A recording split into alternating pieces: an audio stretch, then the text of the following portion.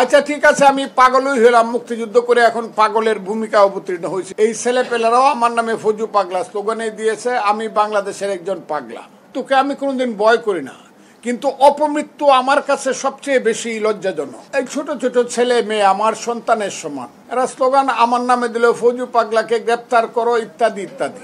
গতকালকে একটা ঘটনা ঘটেছে, আমি 5টার দিকে শুনতে পেলাম যে আমাকে দল একটা শোকজ নোটিশ দিয়েছে। আমার দল জাতীয়তাবাদী দল বিএনপি।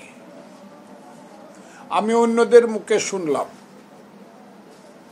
এবং এই 5টা থেকে রাত্র 9টা পর্যন্ত আমার হাতে কোনো কাগজ পৌঁছে নাই। আমি রাত্র 9টার সময় দলের একটা কাগজও পেলাম, আমার কাছে সেই চিঠিটি এখন আছে। দেখলাম আমার নামে দল আমার কিছু কর্মকাণ্ড এবং কথাবার্তার জন্য শোকজ নোটিশ করেছে উত্তর দেওয়ার জন্য। এইটা খুবই একটা স্বাভাবিক ঘটনা। একটা রাজনৈতিক দলে একজন কর্মীর প্রতি তার দল যদি মনে করে যে কর্মীর বোধহয় কিছু ত্রুটি বিচ্যুতি আছে, সে তাকে শোকজ করতেই পারে, আমাকেও করেছে। এবং নির্দিষ্টভাবে আমি বলতে চাই, আমি তার উত্তর দলকে দিব, দল যা জানতে চায় তাও আমি বলবো, এবং তারপরে দল আমার বিরুদ্ধে সিদ্ধান্ত নিবে। এখন পর্যন্ত কিন্তু আমি দলের মধ্যেই আছি, এখন পর্যন্ত আমি চেয়ারপারসনের উপদেষ্টা, আমি বিএনপির লোক। আজকে হঠাৎ করে, যেটা দুর্ভাগ্যজনক, আজকে হঠাৎ করে আমি দেখতে পেলাম সকালবেলায় আমার বাসার সামনে কিছু মিছিলের শব্দ পাইলাম। সেই শব্দগুলা বলাটাও আমার কাছে মনে হইল কিছু এই ছোট ছোট ছেলে মেয়ে আমার সন্তানের সমান। এরা কারা আমি চিনিও না। এরা স্লোগান আমার নামে দিল, ফজু পাগলাকে গ্রেপ্তার করো ইত্যাদি ইত্যাদি। ফজু পাগলা মানে আমি বাংলাদেশে এখন ফজু পাগলা হয়ে গেছি, এবং এই নামটা আমাকে দিয়েছে মুক্তিযুদ্ধ বিরোধী জামাতে ইসলাম, আমি নাকি ফজু পাগলা। এবং প্রথমে এই কথাটা বলেছে মুফতি আমির হামজা নামে একজন লোক। আচ্ছা ঠিক আছে, আমি পাগলই হলাম, মুক্তিযুদ্ধ করে এখন পাগলের ভূমিকা অবতীর্ণ হয়েছি, সেটাও আমার কথা না। এই ছেলেপেলেরাও আমার নামে ফজু পাগলা স্লোগানে দিয়েছে, আমি বাংলাদেশের একজন পাগলা। কিন্তু সবচেয়ে বড় কথা হইল তারা আমাকে হত্যা করতে চায়, তা আমাকে মারতে চায়। তারা আমার বাসার সামনে যেভাবে গিয়ে মব সৃষ্টি করেছে, আমি দেখছি গত 1 বছর যাবৎ 5ই আগস্টের পর থেকে আমাদের কিছু সন্তান মব সৃষ্টি করে তাদের দাবি দাওয়া বলেন আর যাই বলেন তা আদায় করতে চায়, এবং এটা আপনারা ভালোভাবেই জানেন। কিন্তু আমার মতো একজন সিনিয়র মানুষ যে দেশটার জন্য যুদ্ধ করেছি, আমি যুদ্ধ না করলে বা মুক্তিযোদ্ধারা যুদ্ধ না করলে এই সন্তানেরা তো বাংলাদেশের সন্তান হইতো না, এরা হয়তো পাকিস্তানের সন্তান। কাজে আমাদেরকে হত্যা করা বা আমাদের নামে বিশ্রী স্লোগান দেওয়া, বা আমি একটা বাসা বাড়িতে থাকি, সেটা হলো ভাড়া বাসা, এটা আমার নিজের কোনো বাসা না। আমি ওই সেগুন বাগিচা কনকর্ড টাওয়ারে আমি ভাড়া থাকি, সেটা ভাড়া বাসা। এখন আমি মনে করতেছি যে আমি যে ভাড়া বাসায় আছি, যেভাবে গিয়ে আমার সাথে মব সৃষ্টি করা হয়েছে, আমি বাসায় আমাকে থাকতে দিবে কিনা। প্রথম আমার অনিশ্চিত অবস্থা, কারণ মালিক বলতে পারে ভাই আপনাকে বাসা ভাড়া দিলে আমার বাড়িঘর পুড়িয়ে ফেলবে ভাঙে, যেটা করতেছে মব।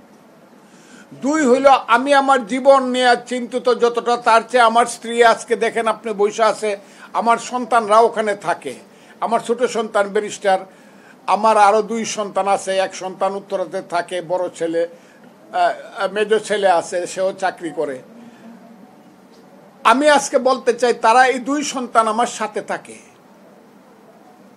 তাদের তো কোনো অপরাধ নাই। এবং একজনের বাসা পর্যন্ত কি মব সৃষ্টি করা যেটা বাংলাদেশে হইতেছে, এটা কি আপনারা ন্যায় ভিত্তিক মনে করেন কিনা বা ন্যায্য মনে করেন কিনা? আমি আমার জীবন, আমি কোনো ভয় করি না, যে আমার মৃত্যুকে আমি কোনোদিন ভয় করি না, কিন্তু অপমৃত্যু আমার কাছে সবচেয়ে বেশি লজ্জাজনক।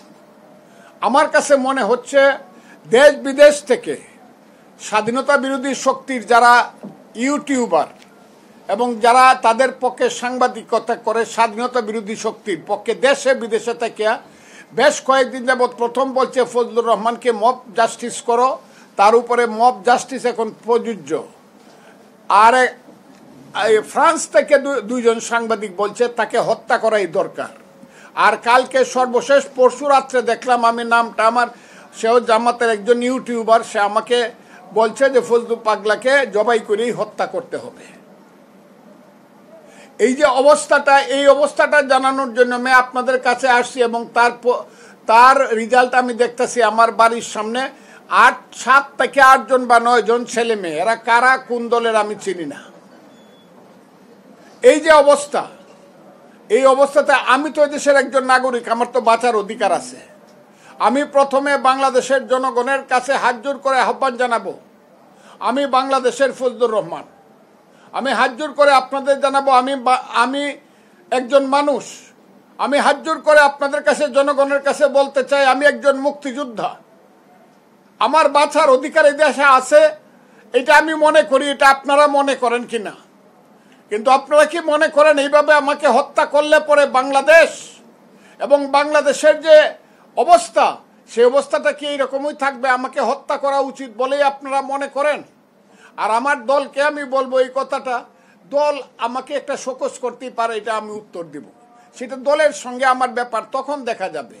কিন্তু আমাকে হত্যা করার জন্য যারা আসলো, আমি তাদের সঙ্গে, আমি তাদেরকে চিনি না, জানি না, তাদের সঙ্গে আমার কোনো সম্পর্ক নাই, দূর সম্পর্ক নাই, তাদের সাথে আমার শত্রুতাও নাই, আমার কোনো মিত্রতাও নাই। কিন্তু এই যে মব একটা সিচুয়েশন সৃষ্টি হয়ে আমাকে যে হত্যা করার জন্য, বা আমার ছেলে মেয়েদেরকে সর্বনাশ করার জন্য, আমার পরিবারকে সর্বনাশ করার জন্য আমি একটা ভাড়া বাসায় থাকি, এর মধ্য দিয়ে আমার কাছে মনে হচ্ছে যে এই দেশে কি আমার বাঁচার অধিকার আছে কি নাই, এটা জনগণকে জানানো উচিত। আমি বাংলাদেশের জনগণকে আমি আবারও প্রশ্ন করতে চাই, এই দেশে আমার বাঁচার অধিকার আছে কিনা। আমি এদেশের আইন শৃঙ্খলা বাহিনী, যদিও আমি দেখেছি আইন শৃঙ্খলা বাহিনীর সঙ্গে আমার স্ত্রী যোগাযোগ করার সঙ্গে সঙ্গে পুলিশ এসেছে, আমি তাদেরকে তারা তাদের দায়িত্ব পালন করেছে, এবং আমি শুনেছি আর্মিও এসেছে, আমি তাদেরকে ধন্যবাদ জানাই। কিন্তু পুলিশ আর আর্মি আসাই কি আমার মতো একজন মুক্তিযোদ্ধার বাড়িতে আমার জন্য খুব সম্মানজনক ব্যাপার? যারা আমাকে বাঁচাইতে চাবে, যে পুলিশ আর্মি আমাকে গার্ড করবে, আমি একা একা দেশে চলতে পারবো না। আমি শান্তিপূর্ণভাবে আমার জীবন নিয়ে, হ্যাঁ, আমার যদি অপরাধ হয়, ছেলেরা যদি মনে করে তাদের বিরুদ্ধে আমি কোনো কথা বলছি, আমি কোনো অপরাধ করছি, তা আমার বিরুদ্ধে তারা কেস করুক, মামলা করে আমাকে, যদি আমি অপরাধ, সেই ধরনের অপরাধ করে থাকি যেটা হলো বেইলেবল সেকশন না, আমাকে তারা জেলখানায় পাঠিয়ে দিই। তারা আমার বিরুদ্ধে মামলা, আমি কি অপরাধ করছি তারা বলুক, তা তো সেটাও বলে না। কাজে আমি আপনাদের কাছে এই কথাটা বলার জন্যই আসছি আজকে, যে আপনাদের মাধ্যমে আমি সারা জাতিকে জানাতে চাই, বাংলাদেশের মানুষ আপনারা জেনে রাখুন, আমার জীবন বড় শঙ্কায় আছে। আমি ফজলুর রহমান, আমি দেশকে ভালোবাসি, আমি মুক্তিযুদ্ধকে ভালোবাসি, আমি দেশের মানুষকে ভালোবাসি। বিশেষ করে আমার যে এলাকা ইটনা মিটামন অষ্টগ্রামের মানুষ, কালকের থেকে বোধহয় ওখানে নাওয়া খাওয়া মানুষের বন্ধ। ইটনা অষ্টগ্রাম মিটামনের মানুষ, আমি কথাটা, যেখান থেকে আমি নির্বাচনী এলাকা, সেখানের মানুষ নিস্তব্ধ হয়ে গেছে। কাজে আমি তাদের প্রতিও সহানুভূতি জানায় বলতেছি, আপনারা এই কথাগুলো, আমার কথাগুলো সারা বাংলাদেশে প্রচার করে, আমি একজন মানুষ, আমার অধিকার আছে, fundamental rights according to the constitution of Bangladesh, এই দেশে আমার বেঁচে থাকার অধিকার আছে, সেইটা আপনারা নিশ্চিত করার জন্য আপনাদের সাংবাদিক জগতের যে শক্তি আছে, সেই শক্তিটা দয়া করে আপনারা প্রয়োগ করুন। এই কথাটা বলার জন্য আমি আজকে আপনাদেরকে দেখছি।